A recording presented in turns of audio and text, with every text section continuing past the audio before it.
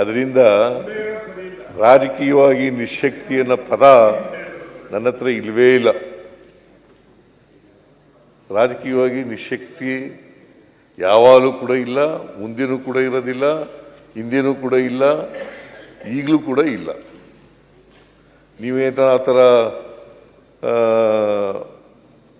ತಿಳ್ಕೊಂಡಿದ್ರೆ ಅದು ತಪ್ಪು ಮಾಹಿತಿ. ಯತ್ನಲ್ಲವ್ರೆ, ಮುಖ್ಯಮಂತ್ರಿಗಳು 5 ವರ್ಷ ಪೂರ್ತಿ ಬೇಡವಾ?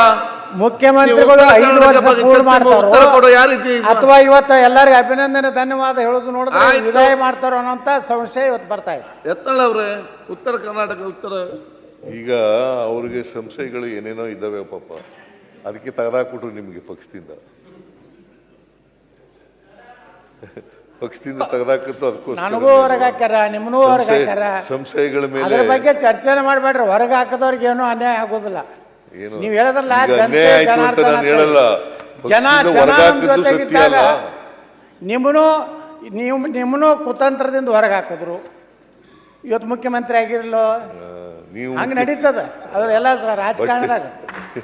ರಾಜಕಾರಣದಲ್ಲಿ ಅವೆಲ್ಲ ಇರ್ತವೆ, ಆದರೆ ಸಂಶಯ ಇಟ್ಕೋಬೇಡಿ ಅಷ್ಟೇ. ಸಂಶಯ ಇಟ್ಕೋಬೇಡಕ್ಕೆ ಹೋಗಬೇಡಿ. ಇವತ್ತು ಕ್ಲಿಯರ್ ಆಯ್ತು ಅಧ್ಯಕ್ಷರೇ. ಸಿಎಂ ಸಿದ್ದರಾಮಯ್ಯನವರು 5 ವರ್ಷ ಪೂರ್ತಿ ಮುಗಿಸ್ತಾರೆ ಅಂತ ಸಂದೇಶ. ಅದರಿಂದ ಮಾನ್ಯ ಅಧ್ಯಕ್ಷರೇ, ನೀವು ಅವಕಾಶವನ್ನು ಒದಗಿಸ್ಕೊಟ್ಟಿದ್ದೀರಿ ಚರ್ಚೆ ಮಾಡಲಿಕ್ಕೆ.